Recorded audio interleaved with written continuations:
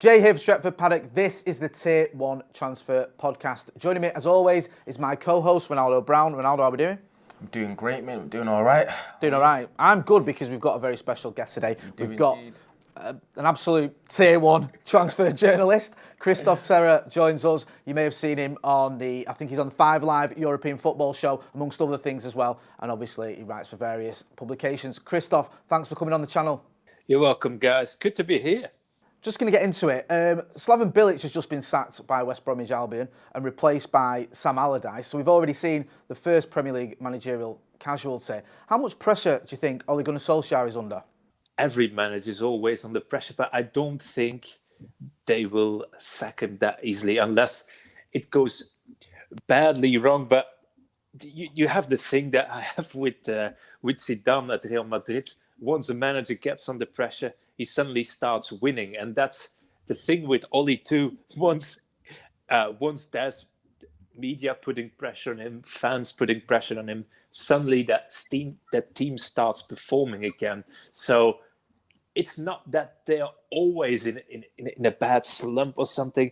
They always seem to have like good results, then a worse period, and then again good results. So it's up for them to find consistency, I think, and I think they will stick with him for a while because until it goes badly wrong, I think, and it's difficult to find a new manager during the season too and make that change.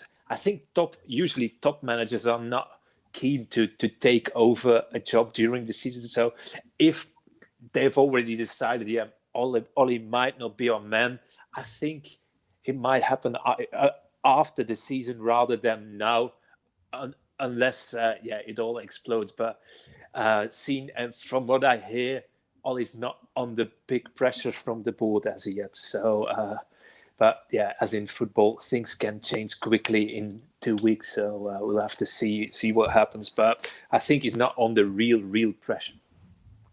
No, you're right. Things can obviously change. But what do you make of the job he's done so far?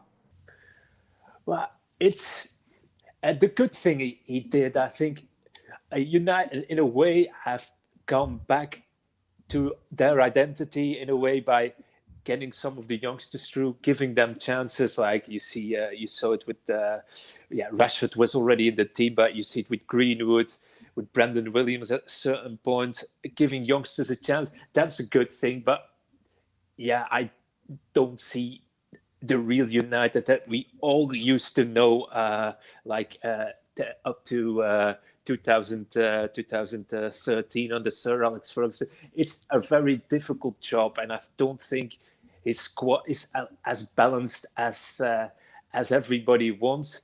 But I don't know if he will bring them to the next level. That's my biggest fear. Is he the man that's going to push them to the next level? Not sure. Is he tactically good enough for that? I don't know. I don't work with him, but you see I think sometimes they are a little bit too cautious in their game. It's not that they go out full attack. It's they miss a sparkle in their game, and that's what people under Alex Ferguson games weren't always that good either. But you had that. Yeah, is it the winning mentality, that determination in the squad, that hunger to go for real good results? That's something I'm missing, but that might also be down to profiles of players that you have, that the hunger and that drive is not really there.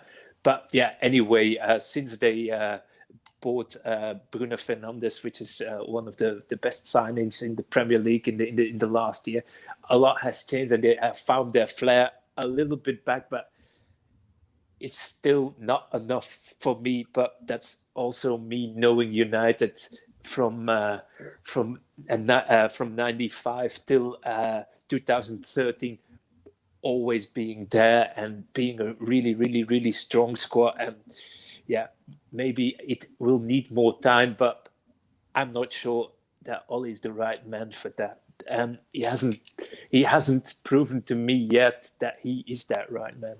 Well, if you believe that Ole isn't the right man at the moment for United, who do you feel like is the right man for United at the moment?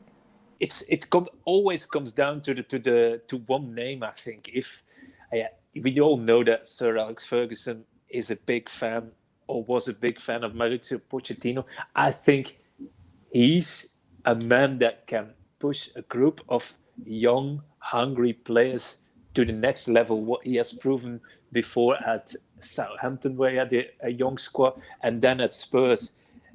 I think in that way, he's the right manager. He plays the sort of football that everybody likes, but not sure if he has that cultural match with United, that the DNA that Man United has to have. I don't know if he has that click. That the thing with Solskjaer is that still that it's because I was young in the 90s probably. It's still like an icon in a way, and they still have that United feeling, and that's why it's so difficult to get rid of him too, I guess, because he scored one of the most important goals in history. But I think if I was in charge, if I was at Woodward, I would go for Pochettino and the director of football, because not everything was going wrong at United at the moment is down to the manager, is down to a lot of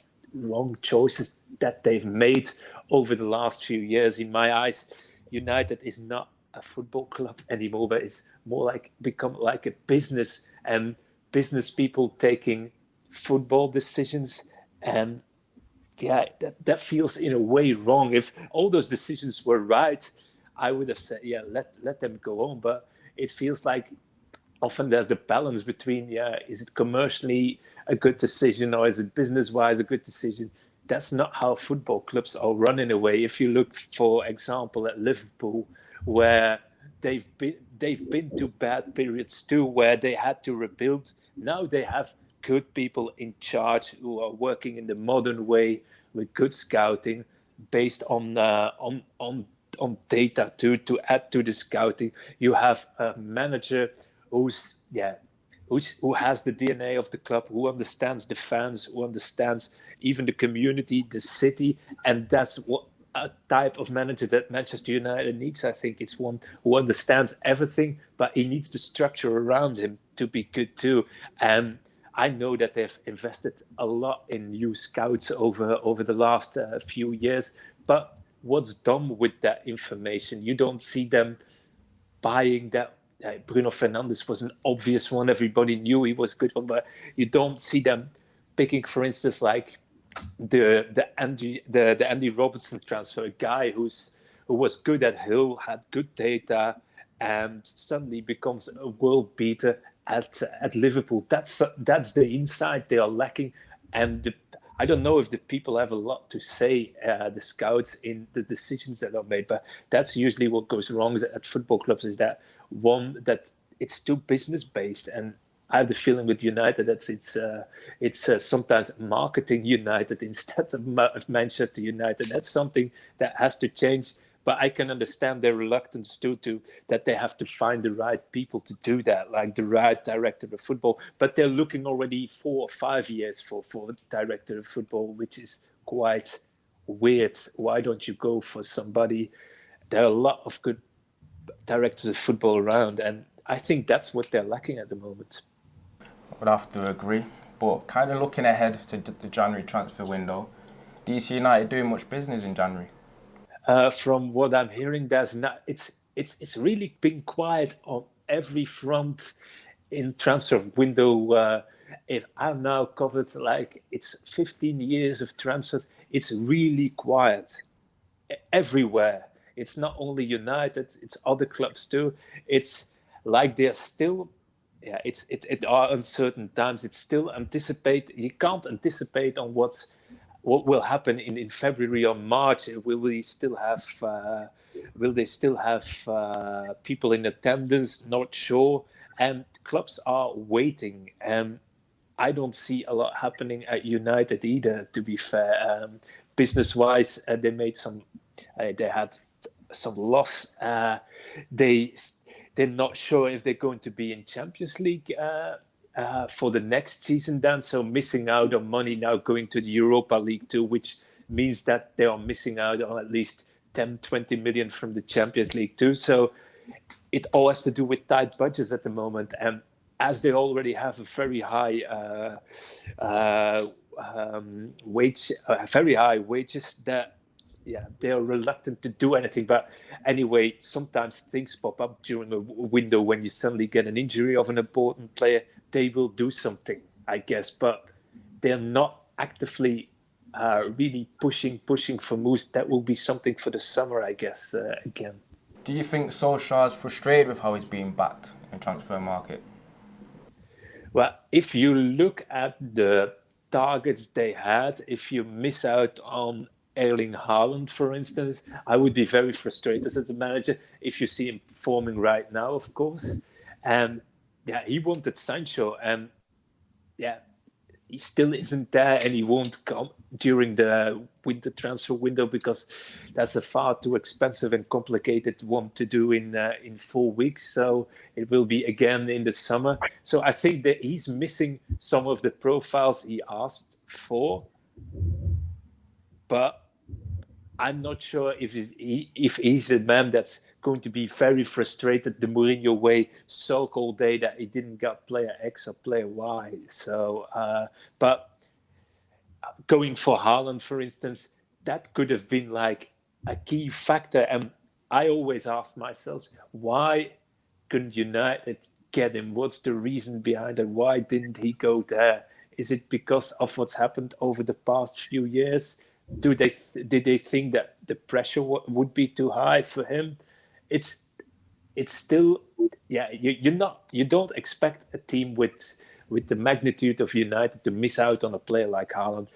Sancho, I can understand that it was a very complicated deal with the club that didn't want to sell at the price United wanted to give, and United, looking at their finances, not wanting to give 20 or 30 million more, spending 30 to 20 million more on a player. But it's been a specific transfer window too, and that's been at a lot of clubs. You can't compare it with Chelsea, for instance, who spent like 200 million, but they had lots of money over from the last few years because they weren't.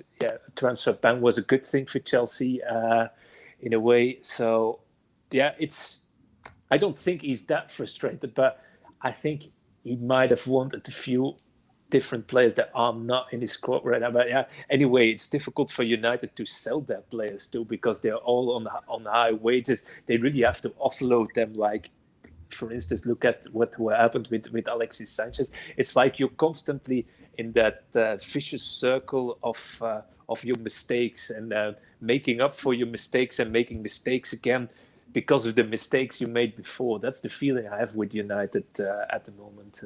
And I think a manager might have that frustration too, like Mourinho had before. 100%. Kristof, just looking at the Premier League this season, how open do you feel it is? Do you feel like the title race is wide open, or do you think it's still perhaps Liverpool's to lose? I think the next few weeks will be deciding. You see that like the big teams are catching up in a way.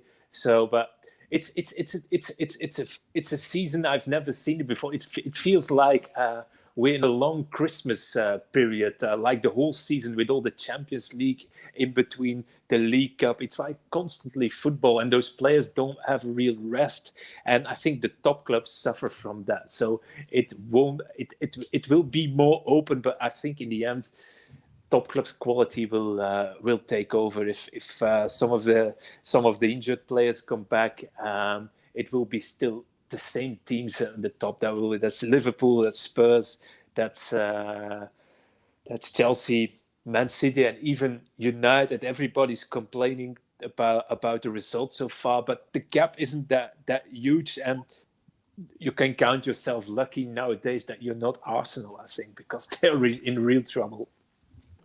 Yeah, we count ourselves lucky every day that we're not Arsenal. Just on the Paul Pogba situation, I mean, it looks like it's inevitable that he's going to leave. Do you see that happening in January, or is it more likely to be the summer? I saw Mino Raiola already tracking back on his quotes that it was difficult to do it in January. So I think it will happen in the summer. And you already have that feeling with Pogba already for a year that the feeling. I don't know if the feeling has always. His first season was quite okay. I think the first season under Mourinho was good. Then you saw what he's capable of, but I think as a player with his reputation, with his wages, he wants to win something, and I think he feels at this point that United is not ready to win anything, but he hasn't added a lot either. So I think it's always best that you get rid of him and sell him for good money and buy a hungry player instead of a star. That's I think they. I'm not saying that it's a mistake to get him. That they bought him back, because at that point he was playing, maybe at Juve, played his best football. He was a guy that had been there in the youth.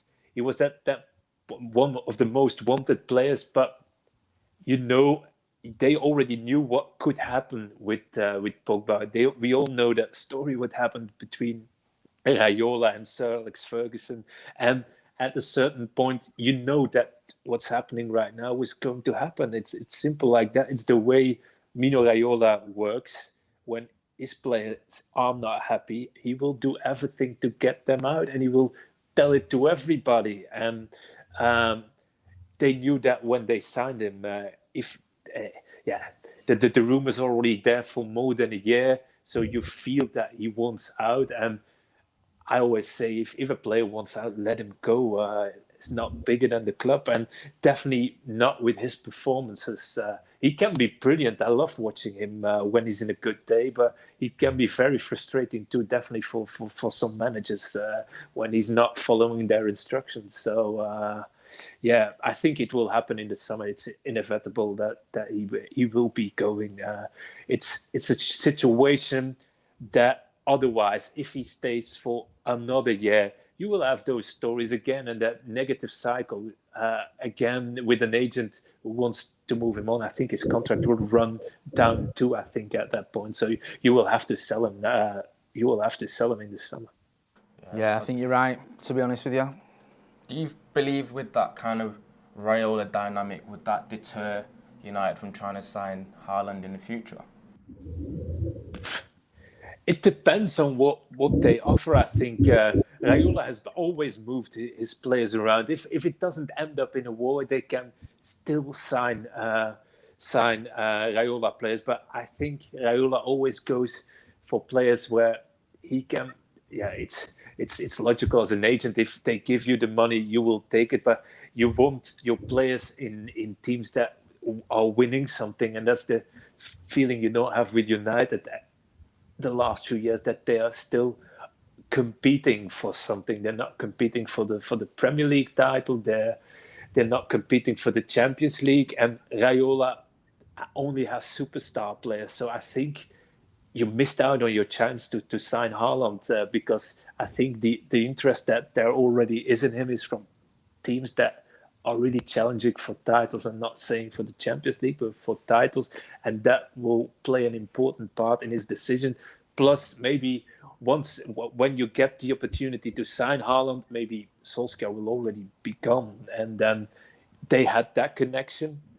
You would have expected they knew each other, they worked with each other, that he would wanted to work under him if he thought it was a brilliant manager, but he chose another path, less pressure. I can understand that. I can understand why he picked Dortmund at that point, because I've seen that with Lukaku, for instance. When he joined United, I knew that United is like Real Madrid and Barcelona of magnitude. You're basically in a football shopping window where everybody is watching. Everybody's on your back and every movement is followed. That's what Man United, Real Madrid and Barcelona are. That's just the magnitude of those clubs.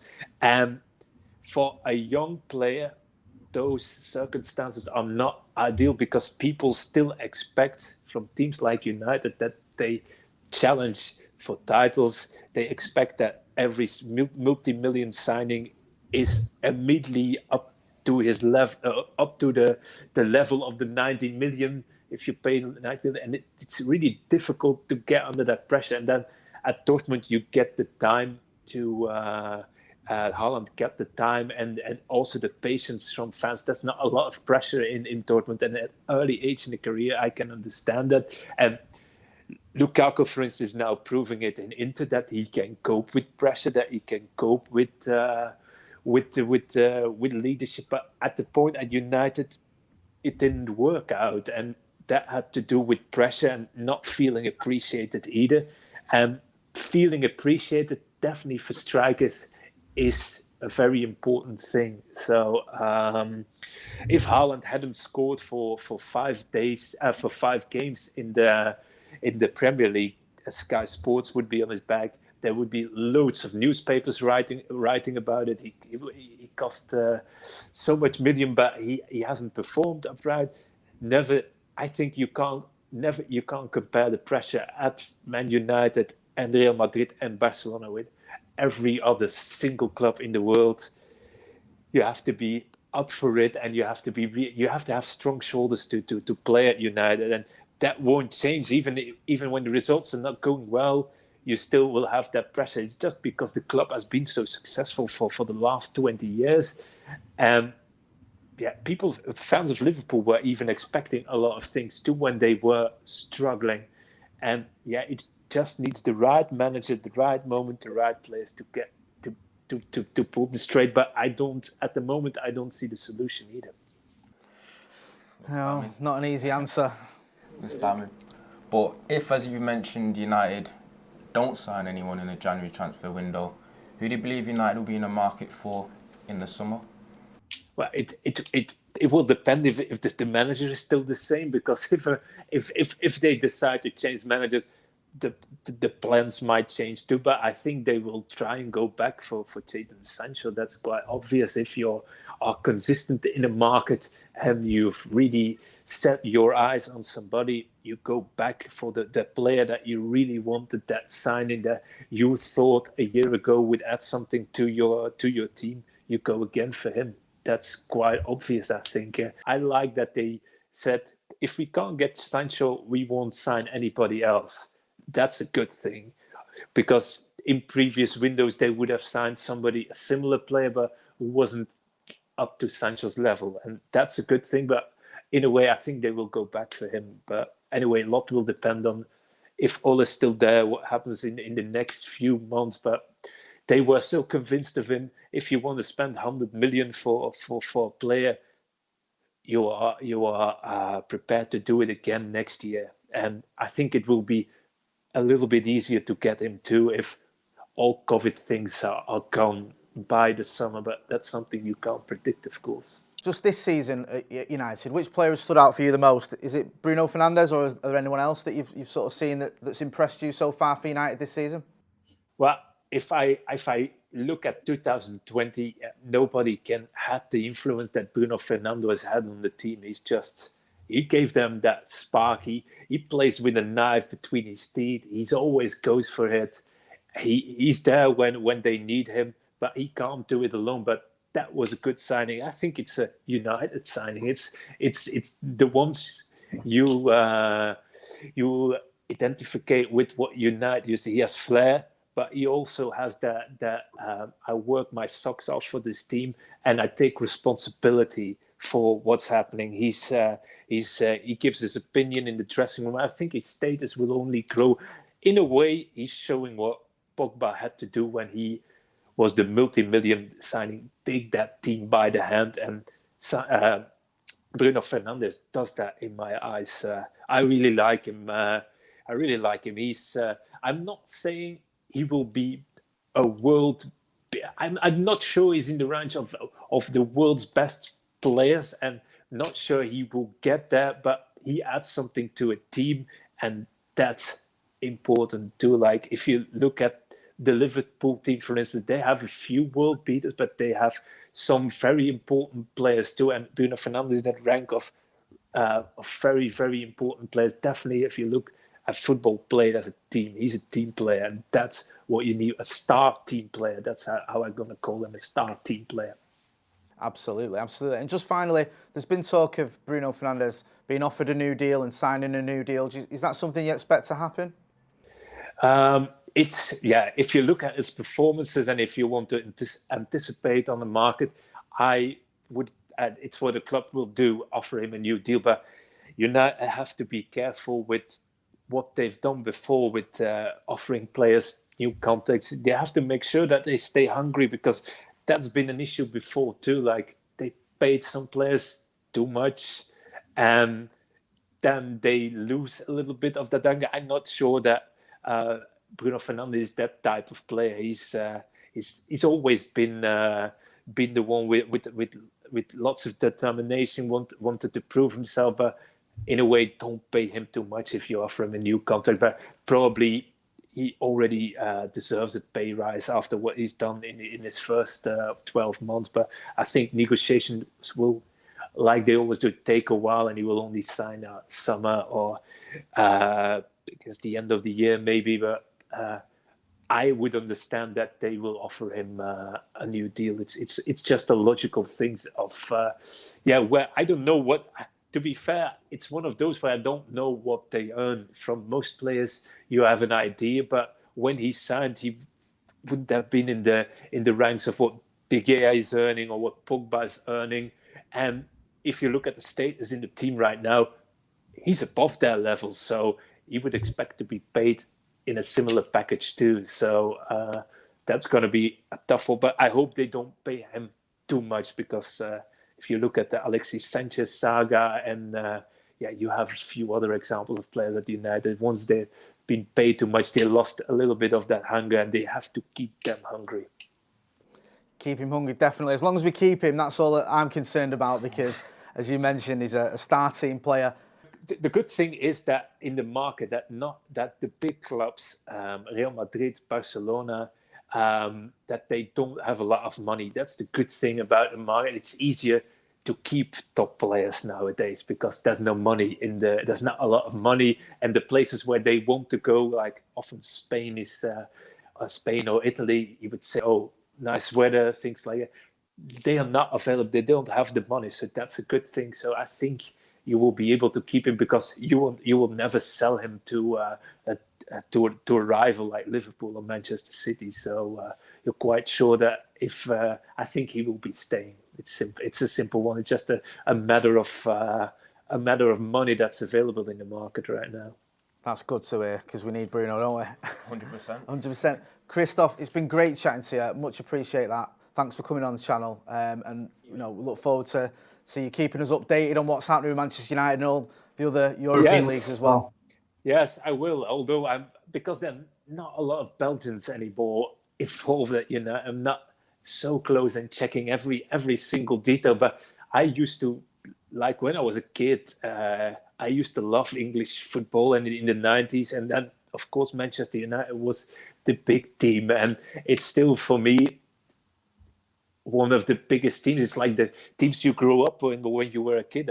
I was not a fan, but I liked some of the players. I saw those memorable moments like the 99 final, and it's still a memory. I still can say where I was at that point, what I've done after that goal, that I was happy that they beat Bayern Munich, because I was not a huge fan of the way Bayern Munich played, so you were happy for them. So, and I've always appreciated Sir Alex Ferguson in a way, because he's one of those managers that always, in a way, he kept his position, because he was always changing things and always getting inspirations for others, changing his backroom staff, getting new ideas.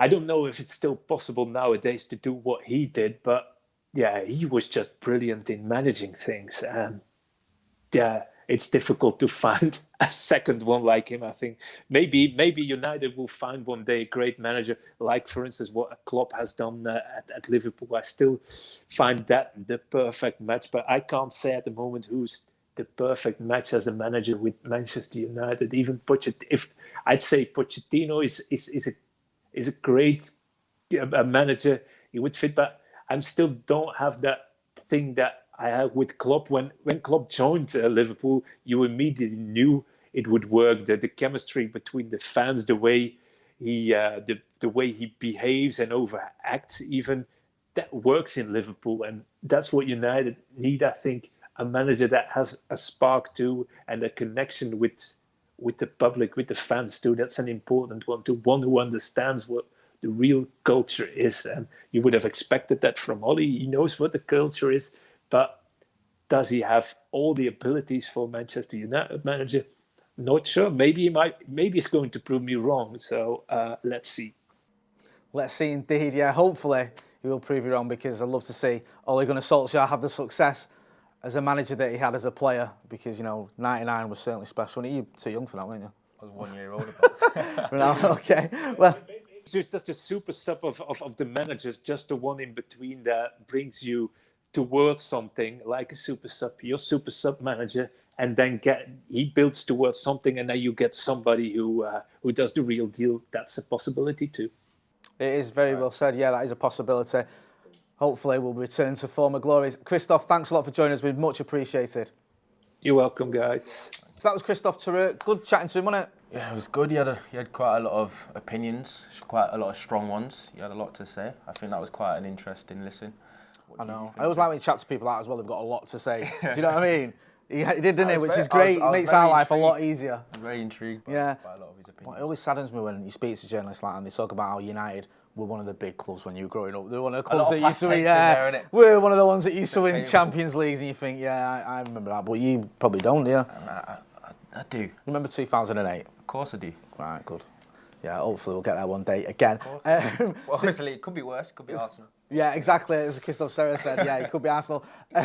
This has been the Tier 1 Transfer Podcast. If you're not doing so already, check out the members section where we've got the 12 days of Paddock. We're giving away a load of goodies. Also got some exclusive content on there as well, and the chance to win a PlayStation 5. And if you're not subscribing, make sure you are subscribing to the channel, because we'll have all the usual shows coming up, including the match previews, the watch-alongs and the fan cams as well.